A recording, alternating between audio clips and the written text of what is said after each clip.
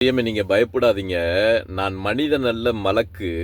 இன்னமா அன ரசூலு ரப்பிக், நான் உமது ரப்புடைய தூதன் அப்படின்னு சொன்னாங்க. நான் வந்த நோக்கம் என்னன்னா, லியஹபலகி உலாமன் ஜக்கியா, அல்லாஹ் உமக்கு ஒரு புதல்வனை நன்கொடையாக அளிப்பதற்கு நாடி இருக்கிறான், அதற்காக நான் வந்திருக்கிறேன்.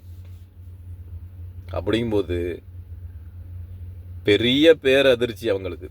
காலத்து கேட்டாங்க, அண்ணா யக்கூனுலி குலாமுன், எனக்கு எப்படி புதல்வன் பிறக்க முடியும்? வலம் எம்சஸ்னி பஷருன் வலம் அகு பகியா, எந்த ஆணும் என்னை தீண்டியதில்லை, நான் நடத்த கெட்டவளாவும் இல்லை அப்படி சொன்னாங்க. இதே வாசகம் நீங்க இன்ஜீல்ல பார்க்கலாம். இன்ஜீல்னா புதிய ஏற்பாடு பைபிள்ல. நான் தேவதூதர் வந்திருக்கிறேன், காபிரியேல், அங்கே காபிரியல்னு வரும், இங்கே ஜிப்ரீல். அங்கே எபிரேய மொழி, இங்கே லாங்குவேஜ் அரபி, மாறுபாடு வரும். அவங்க சொல்லுவாங்க, நான் தேவதூதர் வந்திருக்கிறேன், இறைவன் என்னை அனுப்பியிருக்கிறான், இறைவன் உங்களுக்கு மகனை தர இருக்கிறான் அப்படின்னு சொல்லும்போது மரியம் அலைஹிஸ்ஸலாம் சொல்லுவாங்க, நான் புருஷனை அறியானேன் அப்படின்னு கேட்குறாங்க. அப்படின்னா என்ன? நான் திருமணமே முடிக்கல, திருமணம் முடிச்சாதானே புள்ள பிறக்கும் இல்லையா? லூக்காவில் சொல்லப்பட்டிருக்கு. லூக்கா அத்தியாயம் 1 பார்க்கலாம், 34, 35 வசனங்களில் தொடர்ச்சியாக பார்க்கலாம்.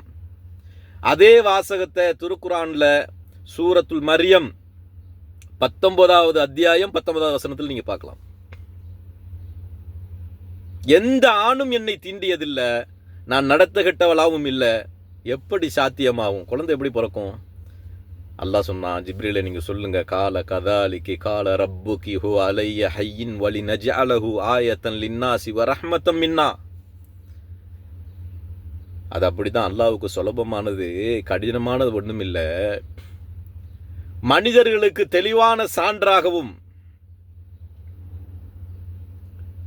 நாம் அவருக்கு ரஹ்மத்து புரிந்த காரணத்தினாலும் இந்த சம்பவம் நிகழும், இது நடக்கும்.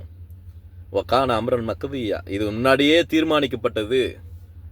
அல்லாஹு தாலா எந்த ஆதம் அலைஹிஸ்ஸலாம் அவர்களை ஆண் பெண் இல்லாமல் தன்னுடைய ஆற்றலை நிரூபிப்பதற்காக, தன்னுடைய குதிரத்தை நிரூபிப்பதற்காக எப்படி ஆண் பெண் இல்லாமல் படைக்க நாடினானோ, அல்லாஹு தாலா ஆண் துணையே இல்லாமல் மனிதர்களுக்கு தெளிவான சான்றுகளை நிரூபிப்பதற்காக அல்லாஹ் மரியம் அலைஹிஸ்ஸலாம் அவர்களை தேர்ந்தெடுத்தான். சொல்லும்போது கட்டுப்பட்டாங்க மரியம் அலைஹிஸ்ஸலாம். அல்லாஹு தஆலா சொல்றான், ஃபனஃபஹ்னா ஃபீஹா மின் ரூஹினா, நாம் கர்ப்பத்தில் நம்முடைய ரூஹை ஜிப்ரீல் மூலம் ஊதினோம். எங்கன ஊதினாங்க? விளக்கங்கள் பல இருக்கு. நெஞ்சில் ஊதினார்கள், ஆடையின் துவாரத்தில் ஊதினார்கள். எங்கே ஊதணும்? அல்லாஹ்வுடைய நாட்டம். கர்ப்பத்தில் எங்கே ஊதினாலும் கொண்டு போய் கர்ப்பத்தில் சேர்க்கிறது அல்லாஹ்வுடைய வேலை இல்லையா? அல்லாஹ் நாடினால் குன், ஆகுக என்றால் ஃபயக்குன், அது ஆகிடும். சாஸ்திரம், சம்பிரதாயம், வழிமுறை, பழக்கம், இது சாத்தியம், இது சாத்தியம் இல்லை, அது இல்லை. அல்லாஹ் தன்னுடைய ஆற்றலை, குதிரத்தை நிரூபிப்பதற்காக அல்லாஹ் தீர்மானித்த ஒரு விஷயம். இந்த இடத்துல தான் இந்த வசனம் இருக்கு இல்லையா, இந்த இடத்துல தான் கிறிஸ்தவர்கள் வழிகட்டாங்க. நஸ்ரானிகள் வழிகட்ட இடமே இதுதான். சொன்னாங்க, அல்லாஹ்வுக்கு மகன் என்று சொன்னார்கள். ரூஹை ஊதினாங்க இல்லையா, ரூஹை ஊதிய பிறகு இந்த ரூஹுக்கு விளக்கமாக எப்படி எடுத்தாங்கன்னா, அல்லாஹ்வுடைய ரூஹ் என்றால் அல்லாஹ்வுடைய மகன் அப்படின்னு கருத்து வேறுபாடு கொண்டு வழிகட்டாங்க. அந்த கருத்து வேறுபாடுகளை களைவதற்கு அல்லாஹ் இறக்குனா ஒரு வசனத்தை.